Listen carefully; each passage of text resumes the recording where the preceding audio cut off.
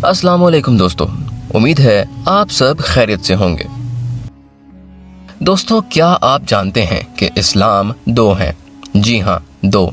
यहाँ मैं शिया और सुन्नी बहस की बात नहीं कर रहा, बल्कि मैं डॉक्टर बर्क की लिखी गई किताब दो इस्लाम का हवाला दूंगा और आपको बताऊंगा कि किस तरह हमारा इस्लाम दो हिस्सों में बटा हुआ है। आप सबसे गुजारिश है कि वीडियो को आखिर तक जरूर देखिएगा। तो दोस्तों, डॉक्टर बर्क कौन थे? दोस्तों, डॉक्टर बर्क ने 1918 में अपने बाप से वो सवाल किया जो आज के दौर में भी शायद ही किसी बेटे ने किया हो।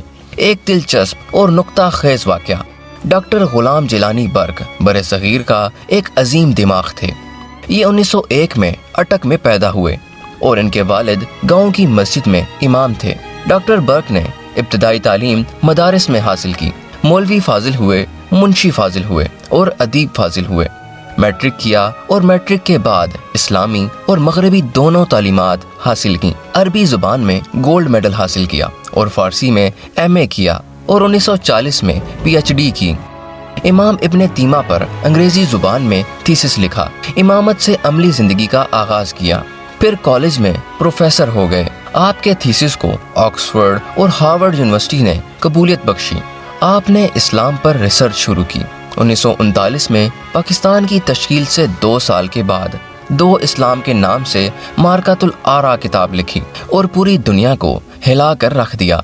ये किताब नहीं थी, बल्कि एक आलमी इनकलाब था। दो इस्लाम के बाद 2 कुरान और मन की बात लिखी और इस्लामी दुनिया के प्यासे जहनों को सैराब कर लिया।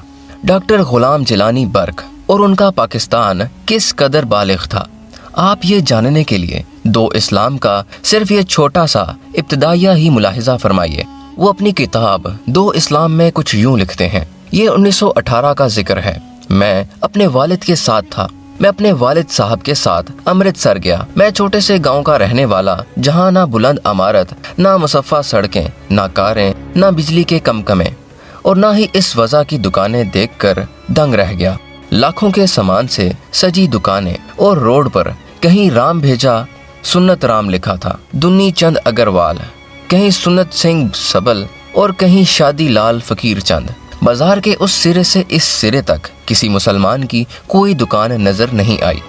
हाँ, मुसलमान जरूर नजर आए। कोई बोझ उठा रहा था, कोई गधे लाद रहा था, कोई किसी टाल पर लकड़ियां चीर रहा था और कोई भीख मांग रहा था। उसके अलावा गैर मुस्लिम कारों और फटनों पर जा रहे थे और मुसलमान 2.5 मन के बोझ के नीचे दबा हुआ मुश्किल से कदम उठा रहा था। हिंदुओं के चेहरे पर रौनक, बशाशत और चमक थी और मुसलमान का चेहरा फाका, मुशक्कत, फिक्र और झुर्रियों की वजह से अफसुर्दा व मसख थी। मैंने वालिद साहब से पूछा, क्या मुसलमान हर जगह इसी तरह जिंदगी बसर कर रहे हैं? वालिद साहब ने जवाब दिया, हाँ।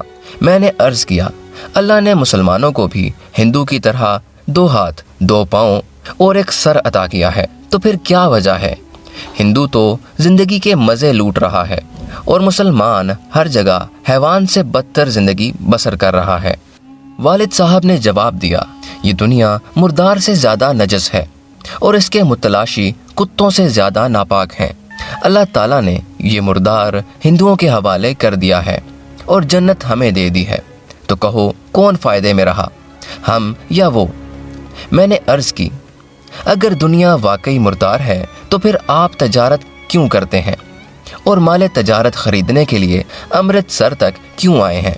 एक तरफ दुनियावी साजो सामान खरीद कर मुनाफा कमाना और दूसरी तरफ इसे मुर्दार करार देना अजीब किस्म की मंतक है। वालिद साहब ने जवाब दिया, बेटा, बुजुर्गों से बहस करना सादतमंदी नहीं। जो कुछ मैंने तुम्हें बताया है वो हदीस का तर्जुमा है। हदीस का नाम सुनकर मैं डर गया और बहस बंद कर दी। सफ़र से वापस आकर मैंने गांव के मुल्ला से अपने शुबहात का इजहार किया। उसने भी वही जवाब दिया। मेरे दिल में इस मामले को हल करने की तड़प पैदा हुई, लेकिन मेरे कल्बो नज़र पर तकलीद के पहरे बैठे थे।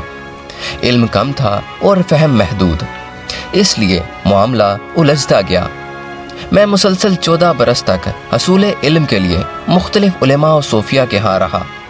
درس نظامی کی تکمیل کی، سینکڑوں وائزین کے وائز سنے اور 20 دینی کتابیں پڑھیں، اور بالآخر مجھے یقین ہو گیا کہ اسلام رائج کا ماں حاصل یہ ہے کہ توحید کا اقرار اور صلاۃ، زکوٰۃ، صوم اور حج کی بجا آوری، اذان کے بعد ادب سے کلمہ شریف پڑھنا، جمعرات، چہلم اور 11ویں وغیرہ کو باقاعدگی سے ادا کرنا، قرآن کی عبارت پڑھنا، اللہ کے ذکر کو سب سے بڑا عمل سمجھنا، قرآن اور درود کے ختم کرنا، حق ہو کے ورد کرنا، مرشد کی بیعت کرنا، مرادیں مانگنا، مزاروں پر سجدے کرنا، تعویذوں کو مشکل کشا سمجھنا، کسی بیماری یا مصیبت سے نجات کے لیے مولوی جی کی دعوت کرنا، گناہ بخشوانے کے لیے قوالی سننا، غیر مسلم کو ناپاک و نجس سمجھنا، طبیات، ریاضیات، اقتصادیات اور تعمیرات وغیرہ کو کفر خیال کرنا، غور و فکر اور اجتہاد و استنباط کو گناہ قرار دینا، صرف کلمہ پڑھ کر بہشت میں پہنچ جانا، اور ہر مشکل کا علاج عمل اور محنت کی بجائے دعاؤں سے کرنا۔ میں علماء کرام کے فیض سے جب تعلیمات اسلامی پر پوری طرح حاوی ہو گیا تو یہ حقیقت واضح ہوئی، خدا ہمارا، رسول ہمارا، فرشتے ہمارے، جنت ہماری، حوریں ہماری، زمین ہماری، آسمان وہ بھی ہمارا، الغرض سب کچھ کے مالک ہم ہیں، اور باقی قومیں اس دنیا میں جھک مار رہی ہیں۔ ان کی دولت، عیش اور تنام محض چند روز ہے، وہ بہت جلد جہنم کی پست ترین طبقے میں اوندھے پھینک دیے جائیں گے، اور ہم کم خواب و ضربفت کے سوٹ پہن کر سرمدی بہاروں میں حوروں کے ساتھ مزے لوٹ رہے ہیں۔ زمانہ گزرتا گیا، انگریزی پڑھنے کے بعد علوم جدیدہ کا مطالعہ کیا، قلب و نظر میں وسعت پیدا ہوئی، اقوام و ملل کی تاریخ پڑھی تو معلوم ہوا مسلمانوں کی 128 سلطنتیں مٹ چکی ہیں۔ حیرت ہوئی کہ جب اللہ ہمارا اور صرف ہمارا تھا تو اس نے خلافت عباسیہ کا وارث ہلاکو جیسے کافر کو کیوں بنایا؟ اس کے علاوہ ہسپانیہ کے اسلامی تخت پہ فرونیا کو کیوں بٹھایا؟ مغلیہ کا تاج الزبتھ کے سر پر کیوں رکھا؟ Bulgaria, Hungary, Romania, Serbia, Poland, Crimea, Ukraine, یونان اور بلغیراد سے ہمارے آثار کیوں مٹا دیے؟ ہمیں فرانس سے بیک بینی دو گوش کیوں نکالا؟ اور تیونس، مراکو، الجزائر اور لیبیا سے ہمیں کیوں رخصت کیا؟ میں رفع حیرت کے لیے مختلف علماء کے پاس گیا، لیکن کامیابی نہ حاصل ہوئی۔ میں نے اس مسئلے پر 5-7 برس تک غور و فکر کیا، لیکن کسی نتیجے پر نہ پہنچ سکا۔ ایک دن میں سحر کو بیدار ہوا، طاق میں قرآن شریف رکھا تھا، میں نے اٹھایا، کھولا، اور پہلی آیت جو سامنے آئی وہ یہ تھی، جس کا ترجمہ کچھ یوں ہے: کیا یہ لوگ نہیں دیکھتے ہم ان سے پہلے کتنی اقوام کو تباہ کر چکے ہیں؟ ہم نے انہیں وہ شان و شوکت عطا کی تھی جو تمہیں نصیب نہیں ہوئی۔ ہم ان کی کھیتیوں پر چھما چھم بارشیں برساتے رہے، اور ان کے باغات میں شفاف پانی کی نہریں بہتی تھیں، لیکن جب انہوں نے ہماری راہیں چھوڑ دیں تو ہم نے انہیں تباہ کر دیا اور ان کا وارث کسی اور قوم کو بنا دیا۔